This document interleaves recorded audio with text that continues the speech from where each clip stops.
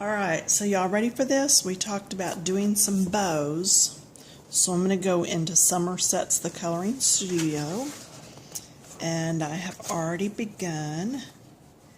These are going to be the Prismacolor colors that I'm using. I have already done some in the interest of time. Ribbons and bows. So let's see how much we can get done here. You can see how well that's blended. I went back to my Prismacolors. So these are the colors I'm using.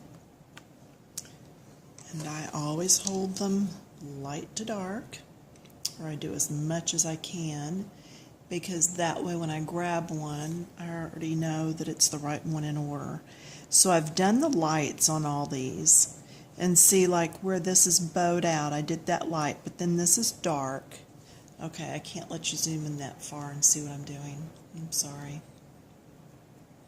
Let's try that. Okay, this is light because of the way it goes out. This is light, it's bumped out. This is bumped, I did it light. Same here on the tip. But then I did the medium next to it and then went back to light. Same here, medium. And then did the medium and then dark. You're going to do dark in your triangles. Now sometimes people will actually do light here and go all the way to dark. Light here, go all the way to dark, because it's flipped over, and if that's on top it might be light. But for the purposes of our video, I am just going to do the darks in the deep corners because it's further away. So now I've already done the light. So I'm going to come in here with little circles. This is my medium. My colors are what's written on that piece of paper. So you can look at that and work accordingly. Some people like to know what colors really go well. And again, I take my ring here that I've made with all my colors and I just pick out what goes well together. Alright? Now, this one is on top of this one. So whereas this could be light right here and then it got dark, it also has to be a little bit darker than whatever this is, because this is underneath. It's in the bottom. And I'm trying to blend that in, because if you blend well, then you're not fighting with your colors later. And I'm going to go ahead and take this all the way up into here. Okay, then I go to third pencil in line and come and do all my darks.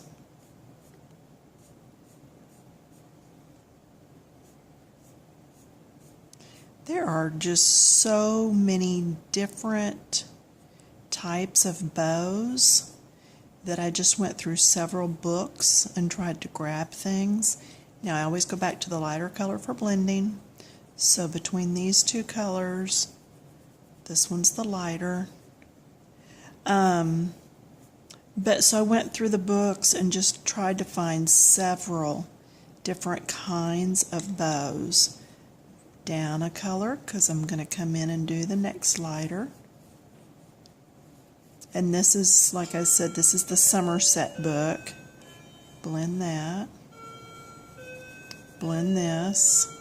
And I've talked to you in previous books about my new little battery-operated eraser. And I keep forgetting to use my big fluffy brush.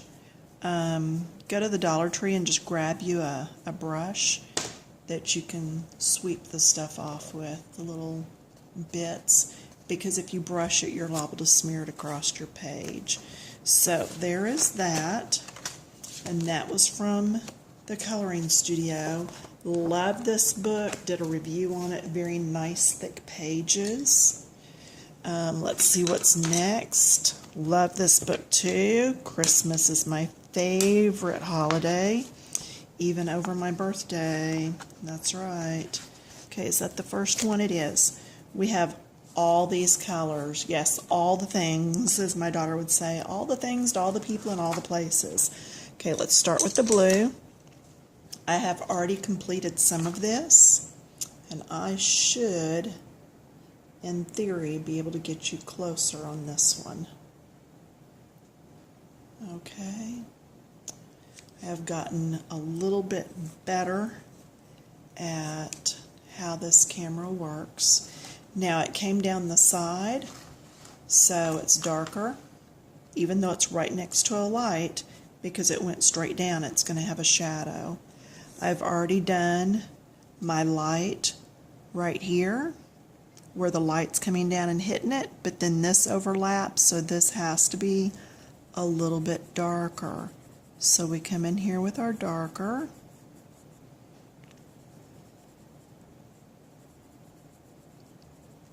Okay, and you see lots, oh, I'm so sorry. Came in here with the darker, and you can see lots of white showing through that. That's okay, because I know I have to come back and blend and add color. And because of that, I wanted to leave some tooth in that paper so that the pencil would have something to grab onto. Now I'm blending with the lighter color. Alright, this little indent part is the two darker colors because it's inside. So I'm going to come in with this. Then I'm going to come in with my dark. Come up this way.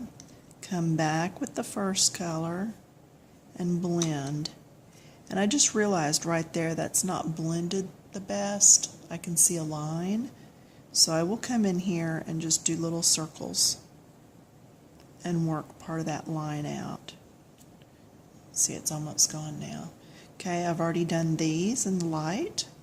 So now I go to my medium shade. Okay, and I'm going to come in here. I'm going to add some on the edge. Little circles, because we don't want a definite line there. So little ins and outs. Same thing here. Same thing over here. Now the reason I'm not doing these sides is because that's where it's looped. So that's straight. Only these are rounded. This tucks down inside the bow, and this tucks around the outside of the bow. So stop and look at that before you take off just coloring. Okay? My circles. Circles are just softer, and I'm going to go ahead and get up in there.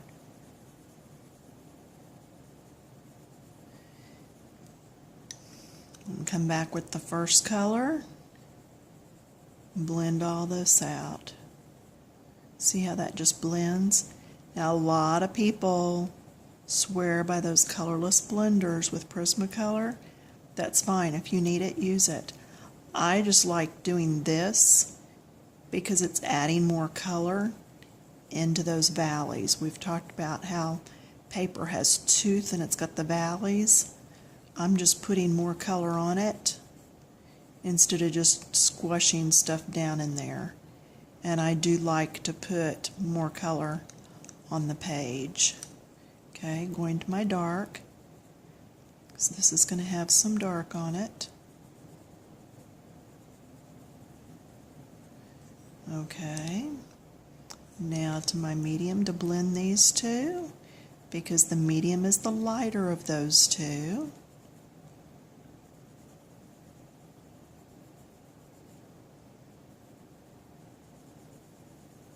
Then I'm going to go to the light, because the light is the lighter of the medium and light. Always go down a shade. It's going to blend so much nicer. So we had a string bow first. Now we did a fluffy bow. Alright, ready for the next one? All right, next we're going to do this bow. Now on this one, I had a little bit of a debate with myself on it because I know that there's already a bow here. I know that bird's red. I know we've got green here, but I thought, okay, if I go with a Christmas green, it should be, in theory, okay. And I think that it has turned out okay. Now, the thing that's scary, watch when I put this color on to start with. Okay, now it's this one's the fat, then the skinny, then the green. Fat, skinny, green. So this one's green. Look how bright that green is. I was like, oh my gosh. But I always tell people it's not over till it's over. So don't feel like you've ruined something. Get in there and finish it. Wonderful coloring group that I'm part of. Proud to call my home is Coloring Books Keep It Clean. And one of the ladies there did a rug in blue and yellow. And she's like, oh, I've totally goofed it. It's a mess. It's a hot mess. It's over. And we're all like, no, post your picture. And she's like, are you kidding? We're like, no, come on. It's not over till it's over. Post the picture. So lo and behold, she posts the picture. And it's maybe a tad bright. But I'm like, wait a minute. You're doing this entire picture in blues and yellows. Finish your picture. It's not over. It's not done. You haven't finished. And so with the encouragement of several of the ladies, she's like, okay. And you know what? She finished it. It's one of the most beautiful pictures. So you might look at something and think, oh my gosh, it's a hot mess. Finish it. You don't know till it's finished. Okay. Now, how do I know how far back to go? I'm looking that this is on the side, so the front, and then that little corner is going to be light. There's going to be a little more light here because it's on top, a little less light down here because it's on the bottom. And really, there's no set rules when you're coloring. There's just not. I mean, we can use the color wheel and it's going to help. But as far as actually what to put on, it is totally up to you. The colors you pick, it's up to you. It's like that book I took the other day and just started adding to it. You know, it's, get creative. This is supposed to be relaxing. And I know it's not for everybody. My husband, but with good reason. He's a singer and a writer, and awesome. That is his art. And when he chooses to, he can get in the kitchen and cook like nobody's business. But as far as art, he is into abstracts. So he's like, oh, don't even put me in front of a coloring book. He says, you're the artist in the family. And so it's my artwork that hangs around the house, and it's his music that we listen to. Trust me, you don't want me singing. I can empty a room so fast. So here I'm just taking the lighter color and blending. Now, after looking at what we started with, that green is totally different, isn't it? So, like I said, it's not over till it's over. Let's look at that white bow. Okay, these are, and I did not write these down, these are the cool grays that came in my Prismacolor package. There will be cool gray, warm gray, French gray. And I just picked the cool gray for this one because I liked the color of it. So I am going to go ahead and put in some white because I want to be able to blend some of the other colors. Now, right now, all I have to do is get it on there. Doesn't matter so much where. Then I'm going to take the next light one, and I need to flip these around light to dark, left to right, so that I get in the habit of always doing it that way. Now this doesn't look very dark. It's not, and with reason. I don't want this page to turn black on me, and it can turn very dark very quick depending on what colors you use. So now you see how far I've come out with this. I'm not right up against the edge. It's because I want my lightest gray out here. All right. Then I'm going to take my next gray, and I may or may not even use all of these grays. And this one's going to blend in next.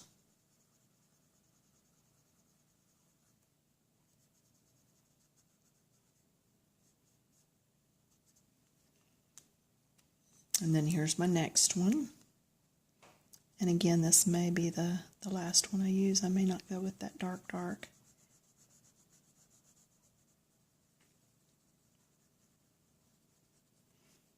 Well, then again, why not? Just very ever so light, because I don't want this to be a gray bow, but I do want that tucked down in there, and I want it tucked down in there. Now that's very noticeable, and I realize that. That's when I'm coming back with my white, and I'm going to blend. See how I just blended that out? And then I'm going to come over here, and with ovals, I'm going to blend all these grays together. See how nicely that did? And that makes that look like it's wrapped further around there. Same thing I did on this side. Okay?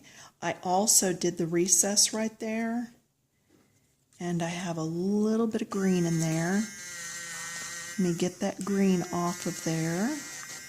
Because when you go into green with a lighter color, that green is going to streak. And we don't want that to happen. Okay, so now I'm going to come in, and because this is on more of the bottom, I'm not going to start with the lightest. I'm actually going to my 30%. And I'm going to go ahead and get it in here. And you could have done green on the inside to have reflected what was on the other side of it. I just wanted to change it up some. Now that was my 30. Then I'm going to go to my 50 and just do up here. Pull this down, getting lighter and lighter. And look, I don't think I even need to blend that really. I will just to soften it. Why not? Soften it up some for you. Okay, so there's that. Next is the reds.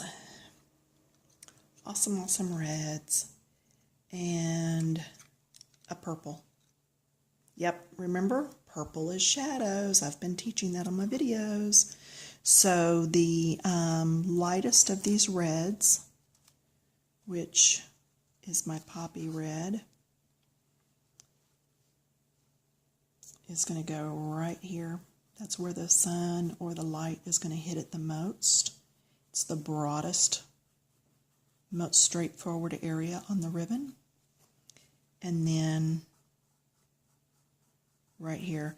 Red, for some reason, I think may have more pigment or something in it. The pencil itself feels more like a crayon. And try it with your own colored pencils. Reds seem to blend really easy. They can also take over when I'm mixing colors for my paintings. Just a dot of red will go a long, long way. Okay, so there we go.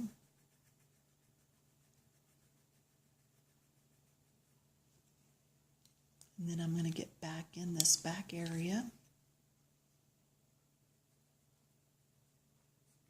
with the deeper.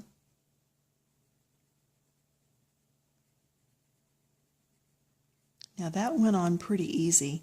In this one, I couldn't get the colors deep enough, and so that's why I had the purple out, because I had used it way back up in there. I can put a little bit of purple just through here to deepen that. Do you see how that just deepened it? And I've told you it will take on whatever color you put it on top of. Now I do need to blend this though with the color that was next to it. And in fact, I'm going to go all the way to my lightest green, because if I'm not careful, this will just keep creeping out and take over, and I don't want it to. So, but I do want it to blend. But see how that just made that a little deeper? So that's what that was for. Oh, and there are two little things hanging down. Okay, how are we doing time-wise? We might be okay. I'm only going to do one of these. Okay, so that's green, so the skinny is red.